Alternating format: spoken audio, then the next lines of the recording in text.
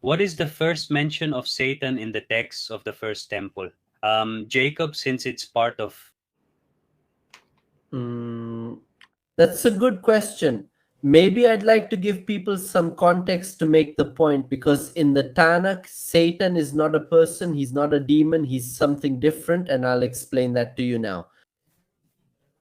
He isn't a rival of Hashem. It's more complicated than that. In fact, the word Satan comes, just so you know, from the word leshastim, which is a verb that can mean to accuse or to obstruct. Let's say by accuse, I mean, for example, if you are in a courtroom, there is an accuser, someone like, let's say, the prosecutor, I think that's what it's called.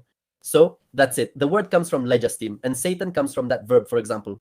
And maybe we could interpret this as the first mention in Numbers chapter 22, verse 32. It mentions that there is an angel who diverts Balaam's donkey, Balaam in Spanish. The verb used there is the word Satan. So maybe we could say this is the first mention. However, I think it's more complex than that. I believe that maybe the first mention is in Job, and I'll explain why in a moment.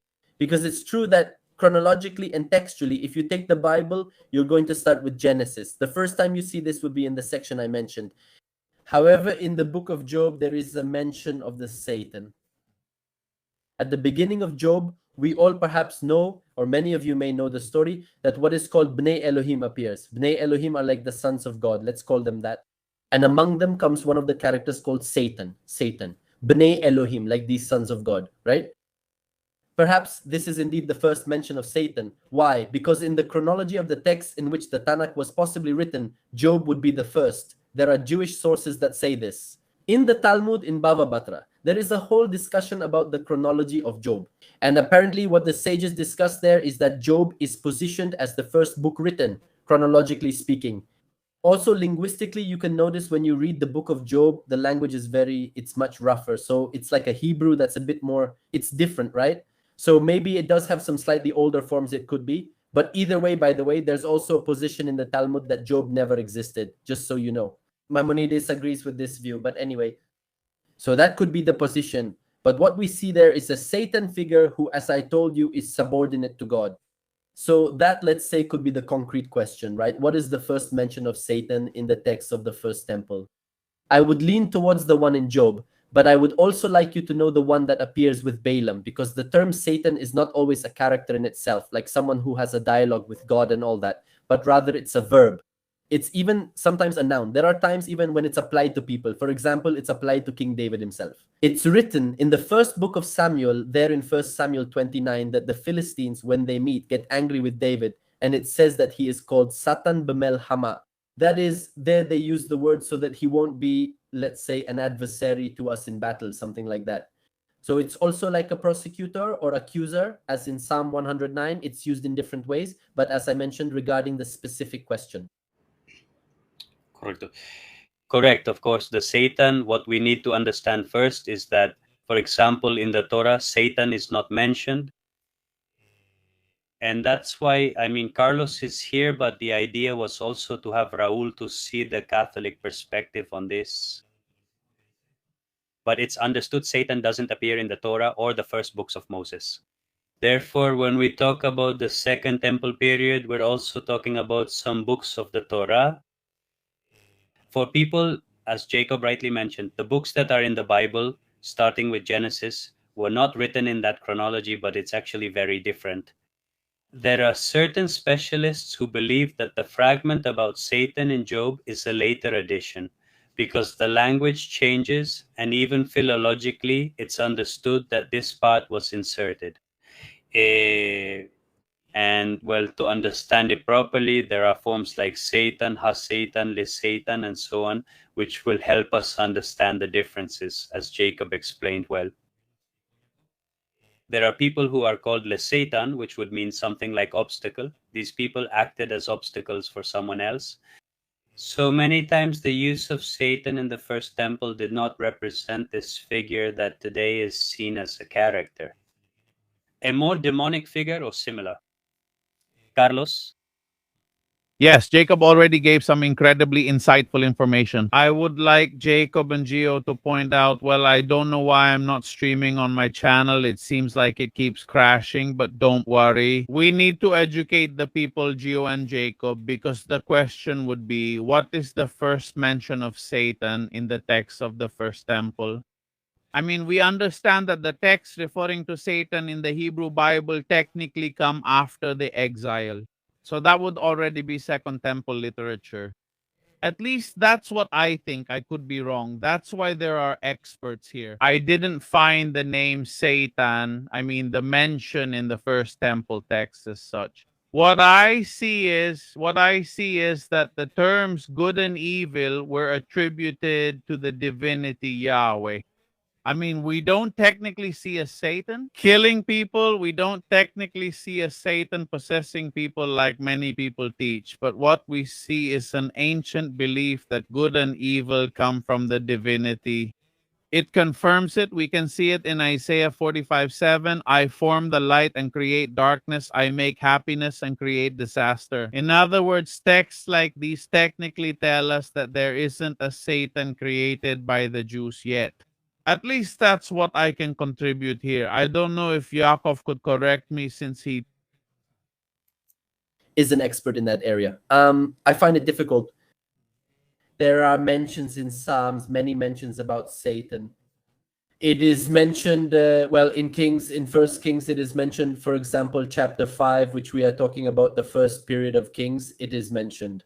Unless, of course, we consider that these are writings after the Second Temple, as is the case with Chronicles, for example, where in First Chronicles 21, Satan is mentioned regarding the census.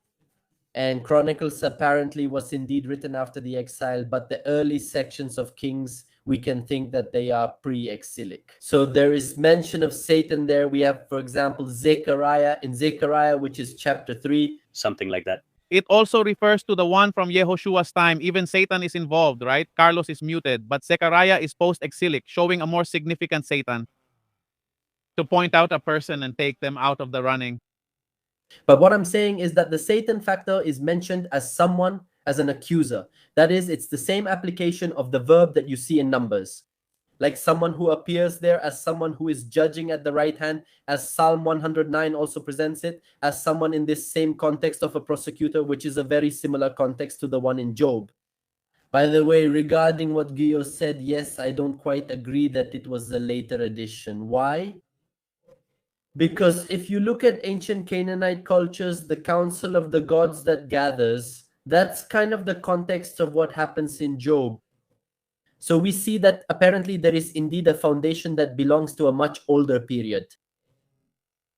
I agree with you that the monotheistic God of the people of Israel was seen as the absolute sovereign over good and evil, as you presented in Isaiah. And that's why Satan is subordinate to God. He is not an enemy, he is not an opposing force, but rather he is subordinate. So I don't think your thesis is that different from the one that talks about a subordinate Satan mentioned in the time of the first temple. Exactly. To elaborate a bit more, we need to explain it to people. I mean, what it technically is. What we mean by the text from the first temple. I mean, which text are we referring to when we talk about the text from the first temple, Geo? Because people confuse the period of the first temple with the second temple. And there's a huge difference in theology regarding growth and development after the exile. What happens is that there are texts that are, I go with the fragmentary hypothesis, okay? There are texts that, for example, we have portions. If I'm not mistaken, Genesis 49 belongs to the 8th century before the Common Era. But Genesis 1, for example, or 2, there is a distinction that they are from after the exile or a little before the exile. There are other texts in Genesis that are from after the exile. So there are texts, for example, from Deuteronomy that we can understand as being from before the exile, and other texts that usually are more, for example, are usually seen as later. They support the interpretation that they use a form of Hebrew that's a little richer than the Hebrew from before the exile. Let's remember that in Babylon, a new type of Hebrew was born, Ashuri Hebrew. or Asher. I mean, It was, but I understand that after the return from exile, Hebrew was left in the past, and Ezra took on an Aramaic character for the new one, right? yes, that's correct. Correct. It transforms into this more Aramaic type of script, and that's why we have this type of Hebrew that's more squared, if we could put it that way.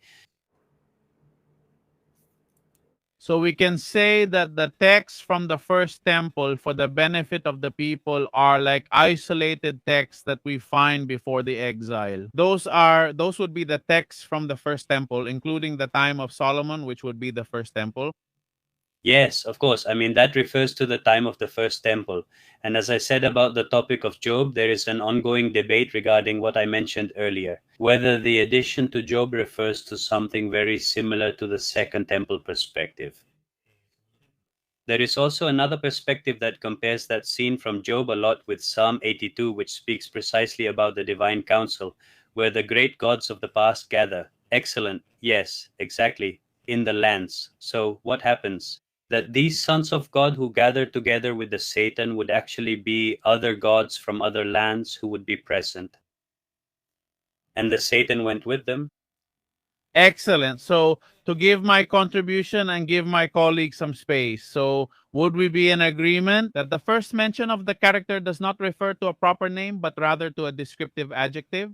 That it could apply to Yahweh, to David, or to any biblical character, depending on the case. Yes. Yes, I mean, as we saw it, and Jacob also explained that this was before Hasatan with the article and before what we think of as a being. As such, the expressions found in the text from the first temple could be considered, as Jacob explained well, for David and other people, like a Satan, like an obstacle, as such.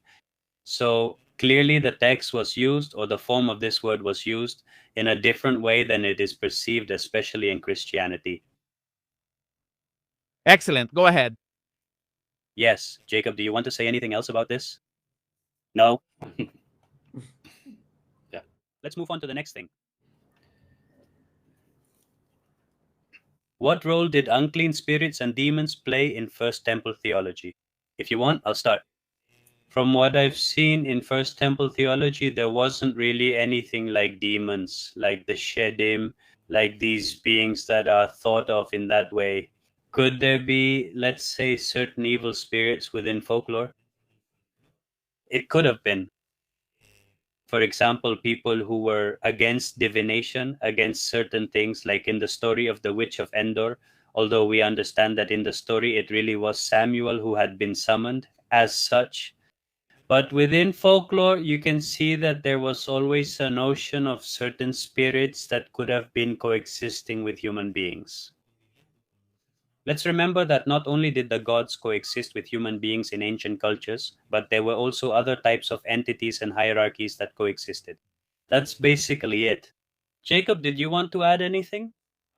One thing. But demons as we know them today? No.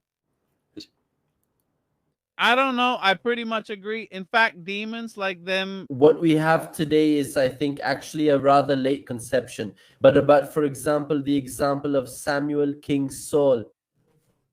King Saul says that he had I don't know how they translate it, ruaja, an evil spirit. A spirit, he says. A spirit of madness that Yahweh sent to Saul. It's about the intention, what it's getting at. Yeah, it's usually said King Saul was happy until an evil spirit possessed him and he became evil. But Ruach Ra, in other biblical contexts, is understood as being in a bad mood, being depressed, being in a bad headspace. So the topic can open the door to the interpretation that, wow, there's a demon that possessed him. Or simply see that, no, that's not always the case, because he was simply depressed, like the context that he didn't have, you know? Do you understand me? So, yeah. It's like the ancient perception of the Yetzer Hara or Yetzer Hatov, which is like the inclination to good, inclination to evil, or what moves someone inside themselves by themselves to do bad or good things.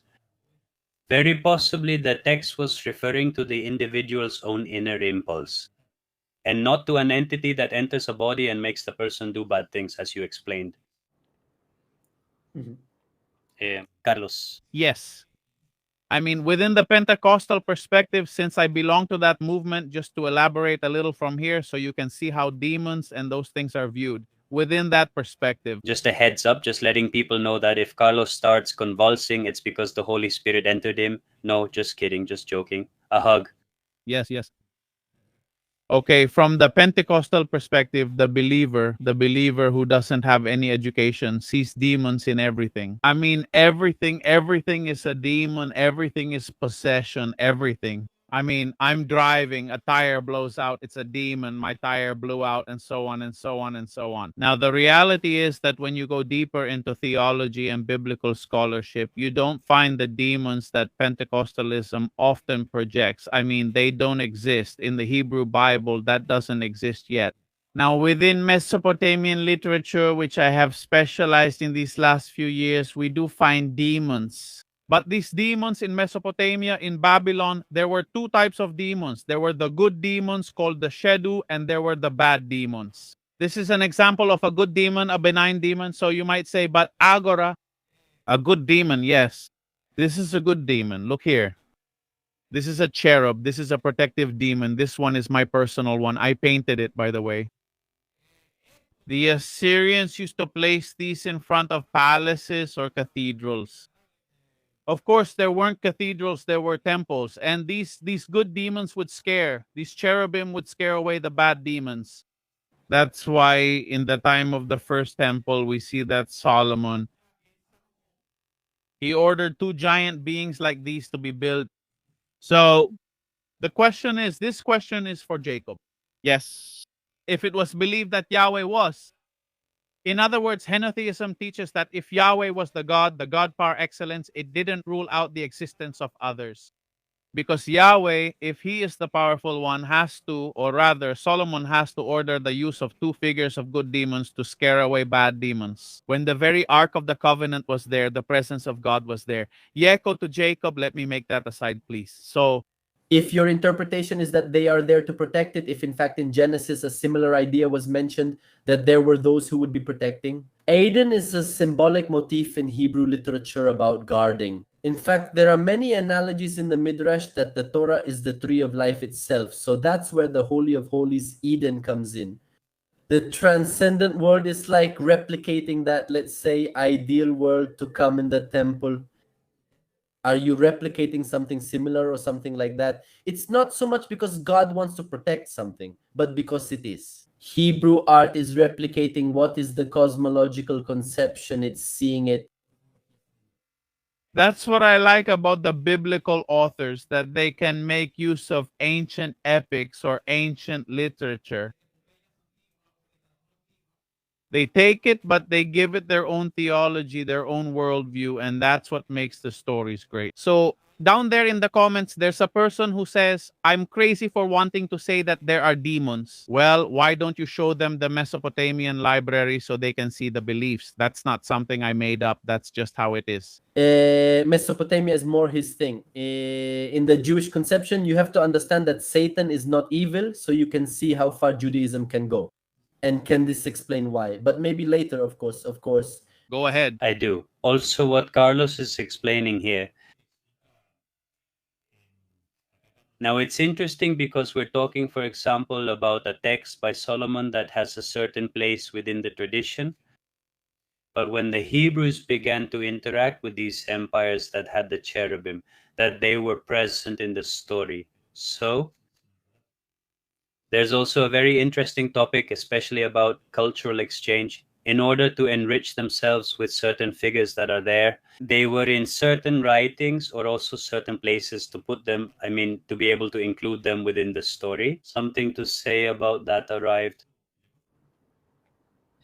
Look, the thing is, the Jews are very orthodox, very faithful to the Torah, and they're very closed off. In fact, Western culture and technology have a hard time penetrating those orthodox communities you see. But why do they dress like that, for example? Why do they wear a fox hat and a coat? Because that was the traditional clothing in Poland in that century. They penetrate, the interactions that the Jews have, we're talking about the people who have gone through many cultures. Interactions are inevitable. How are those interactions expressed? And how do they manifest themselves? That's how they manifest.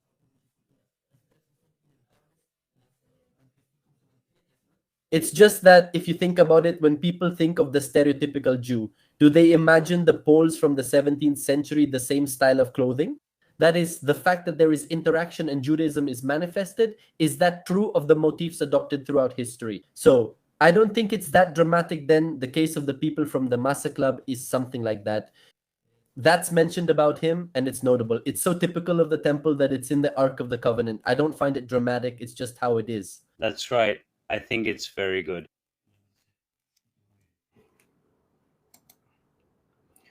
For me, from the second temple, this is already the most I think this is the most important point, or one of the most important points in this conversation, since here we have a much broader and better documented cultural richness. How did the figure of Satan evolve during the Second Temple period? Carlos? Look, already with the second temple, we already see a figure of Satan. We see it as more personal. I mean, I see it as more personal. We see it as, I mean, not just a qualifying adjective like before that could be given to anyone. Now we see it, but rather that the character has evolved. I don't know if we haven't reached the second century yet. I mean, we haven't gotten there yet. To the century of our era? Not yet, no. Because we're not there yet. No, the period of the Second Temple ends in the year 70 of the Common Era. Yes, in the year 70 of the Common Era, because after that, Rabbinic Judaism begins. Exactly. But in the Second Temple, could I already talk a little about the intertestamental period or not? Or am I still missing something? Because what I want to talk about here is what or what. Look, the first mention of the devil as such is what I want to present here because it's interesting because we talk about Satan up to that point. Okay, that's excellent. But the figure of the devil as such appears for the first time in Wisdom chapter 2, verse 24.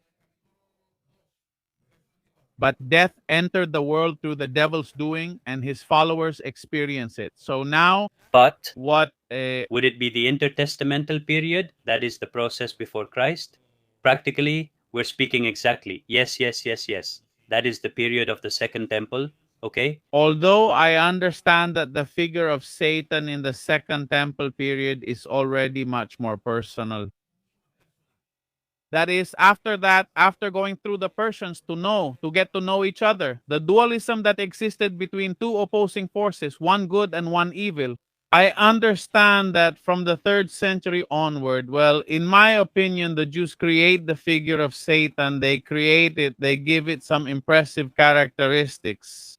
In the intertestamental period, those types of writings grow. And for me, technically, it's a Jewish creation to dissociate God from all evil and catastrophe. That's how I see it. Go ahead. Anything to say about this part? And Jacob, the figure of Satan during the Second Temple? Yes, I don't think any figure evolved. No Satan, it's the same. Just like it was perceived in the First Temple, what's the difference? The way ideas are expressed in today's political or philosophical debates is different from the way they were expressed in the Napoleonic era. We're discussing similar human problems, but the language and how arguments are presented have changed. Now, sending an emoji or meme makes the point clear to everyone. It wasn't like that before. Before, it was an article written by Jean-Paul Magad, much more elaborate. We're talking about different ways of presenting it in general. Internetic literature, let's call him that. They're there. While this overlaps with the First and Second Temples, I want to include it in Tanaitic literature and its traditions of Jewish philosophy, Tosefta, and related areas. Obviously, the Apocrypha are not so ethical, but the traits are also from the Second Temple.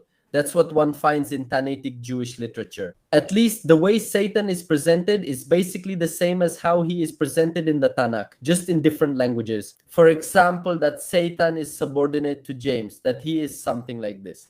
Or someone tries to test the righteous, like in the case of Job, where he is an accuser in a court, he is also presented like that. For example, in Job, as Satan was presented, he tries to do this because he tries to test one of the righteous, that is, to test the faith of the righteous. Also in Jewish literature, you will find this in me and all of this. Satan will try to test Abraham and persuade God to have Abraham sacrifice Isaac. For example, if in Second Temple literature you have the verb, as I told you, of Bilam, when Bilam's donkey turns aside, also in Second Temple literature,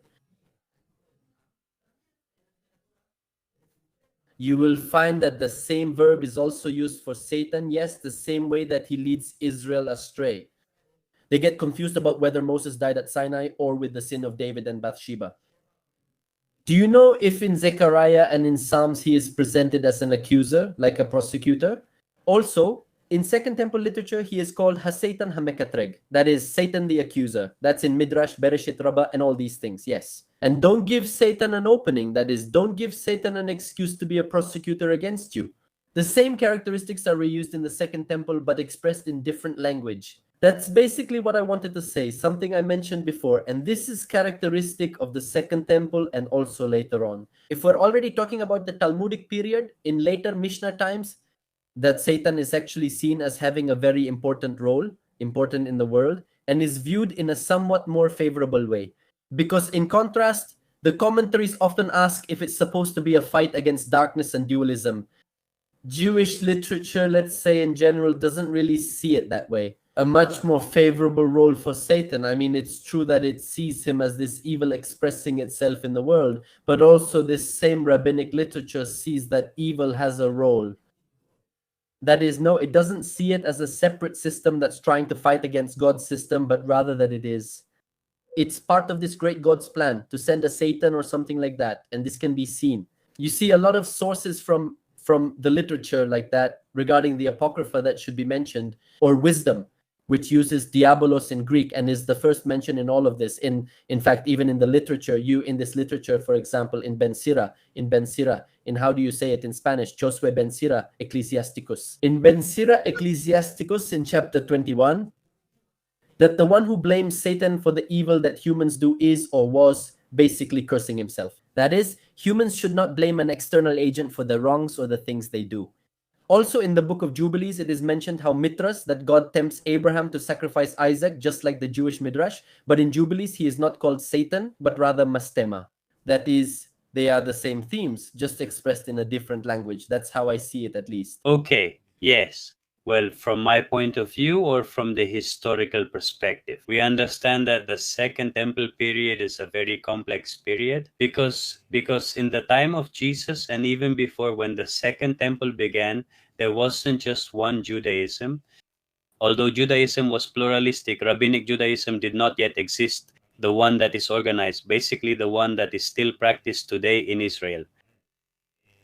You can correct me if I'm wrong, because I don't know if nowadays in Israel there is only one form of Judaism or if there are also differences among them, but there are many different positions on the same texts, of course, throughout the whole history of the Jewish people up to today, of course.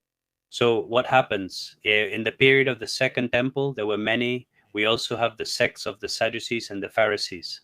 We have one that is quite important, which has the oldest texts that have been found, which are the Qumran texts. And in these Qumran texts, we have a very interesting view of Mastema. You should know it.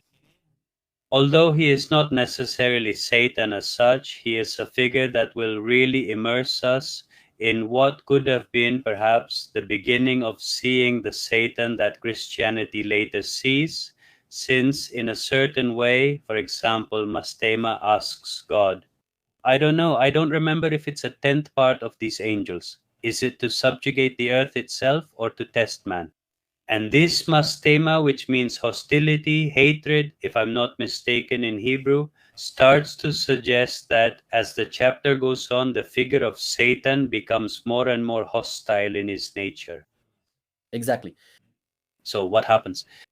That's the period of the Second Temple. We're talking about the 2nd century BC approximately. What happens? That certain Jewish perceptions, even before Christianity existed, already believed in a being, in a certain way, maybe not totally opposed to God, but he did have his own group of angels, let's say, and he was in command as such and was in charge of testing man, many times tempting him, etc. And over time, within this same perception, this figure evolves to a level where we already see him as the opponent of the deity itself. We know that in Judaism, for God to have a natural opponent is unthinkable.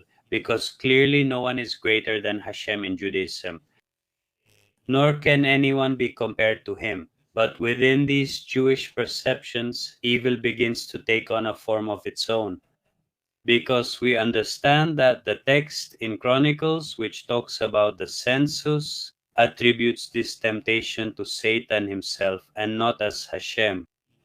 Clearly, there are perceptions and things that try to harmonize and say that in reality, what stands above is Yahweh's authority over Satan. There are things that try to harmonize the text, but when we study it from a historical perspective, from biblical studies, we understand that the theological view of the chronicler is different from that of the text of Samuel. And there we can see that even though in Isaiah 45-7 Yahweh is called the only source of everything, by the time of Chronicles, this changes. Or Yahweh is increasingly set apart and associated only with good or positive things, for the most part, not always, and Satan is increasingly assigned a greater role as a figure of evil.